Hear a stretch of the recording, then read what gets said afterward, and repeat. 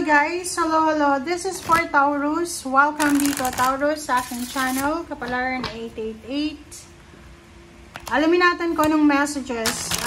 This is general reading, so pwede kang makaresonate. Tanungin natin ang inyong tarot cards kung ano ba ang pwede nyong expect ngayong September. Okay, wait lang. Okay, so meron kang 3 cards. Self-care, hobbies, and realizations, and epiphanies. Okay. Taurus, sinasabi ng bara sa'yo dito na sa buwan ng September, kailangan mo daw alagaan ang sarili mo. Hindi ko alam kung bakit sinasabi ng bara sa'yo na kailangan mong alagaan ang sarili mo. Make time for yourself. Alagaan mo, physical, mental, emotional, financial, spiritual. Take care of your body, take care of your health. And hobbies, make time daw sa mga hobbies nyo, okay? Bigyan mo ang sarili mo ng time para makapag-reflect, makapag-enjoy, parang ganun. And last card natin dito sa first deck is realization. So, may kailangan kang i-realize or may kailangan ka, Taurus, na i-reflect ngayong buwan ng September. So, as much as possible, pag-isipan mo yung mga bagay-bagay, kung ano man ang sitwasyon, pag-isipan mong mabuti. Okay? Okay, tingnan natin.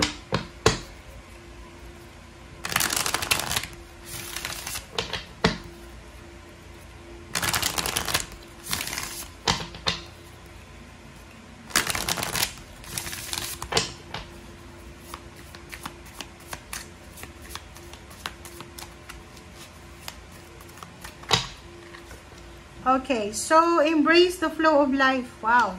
So, Taurus, sinasabi ng bara sa'yo na kailangan mo daw yakapin kung ano yung nangyayari sa ngayon. So, just go with the flow. Let God, let it flow. So, wag masyadong hard sa sarili. Yun yung sinasabi ng baraha. Wag masyadong hard sa sarili. Alagaan ang sarili natin. Make time para makapag-relax. So, parang maghanap ka ng mga hobbies or pwedeng pagkakaabalahan mo. And yun, just go with the flow. Huwag mong masyadong huwag kang masyadong magpapapagod. Okay?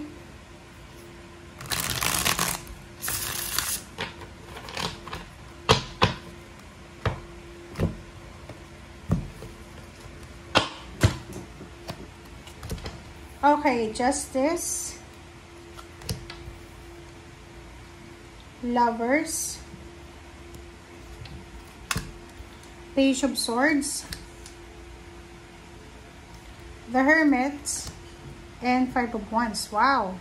Taurus, ang nakikita ko sa'yo dito na it's either in a relationship ka, boyfriend, girlfriend, parang ganon. So, there's incoming This is future. So, sinasabi ng bara sa'yo na may future news, good news, parang ganon. There's a future news, good news na parating sa'yo, na pwedeng magdala sa'yo ng katahimikan.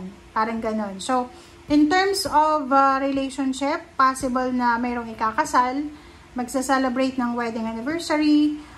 Meron ditong Taurus na posibleng magkakaroon ng, like, halimbawa may kaaway ka, diba? May mga kaaway kayo or misunderstanding, may mga mental conflict kayo na pinagdadaanan. Sinasabi ng bara sa'yo dito na posibleng maayos yan. Matahimik yung buhay mo. Okay? Okay, tingnan natin. Ano pa ba? Okay, wait lang.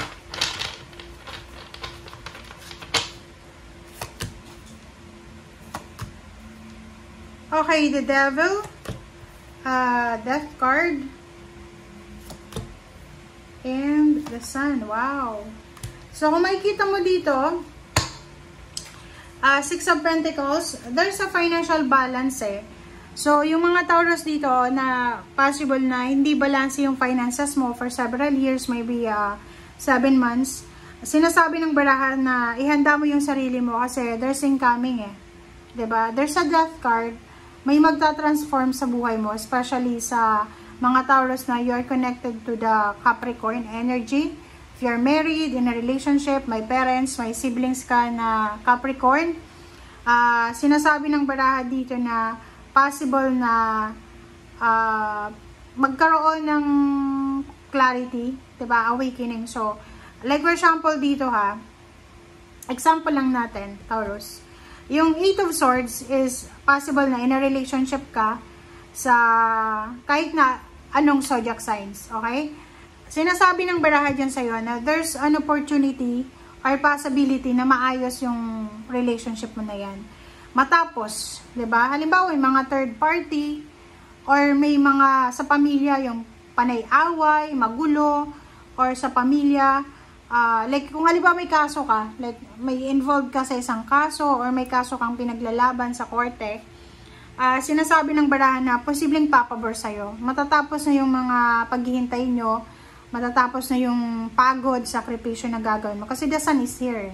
Diba? Parang sinasabi ng baraha na parating na yung happiness, yung peace, yung harmony, makakaalis ka na eh. Kasi yung 8 of Swords, this is entrapment, injustice, imbalance. So, makakaalis ka na dyan. Okay?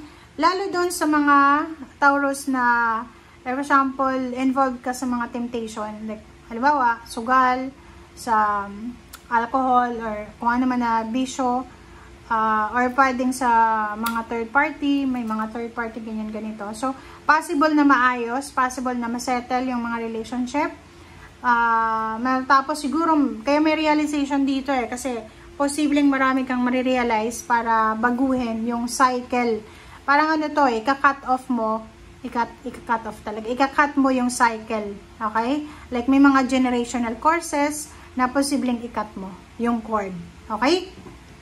And at the same time, like mag-asawa, may mag-asawa dito na posibleng hindi sila magkaintindihan eh. And they're planning to divorce kung nasa ibang bansa or maghiwalay. Legal na maghiwalay sila. Na posibleng away sila ng away. And then now, talagang, siguro nag-aaway sila, misunderstanding, miscommunication. And now, pwedeng magkaroon sila ng mutual understanding talaga na kailangan na nilang mag-part ways. Kasi, hindi sila compatible eh. Parang ganun. Okay? So, kung ano man ito, Taurus, na sinasabi ng baraha sa'yo na kailangan mong sumunod sa flow of life, sumunod ka lang. Okay? Justice and the Sun, pareho sila, Taurus Lovers and Hermit. Death card, the Devil. 2, 4, 6 cards na nagsasabi sa inyo na maraming possible na unexpected twist ang September na ito para sa inyo. So, expect the unexpected. Pero, just go with the flow lang daw. Okay? Thank you guys. Bye!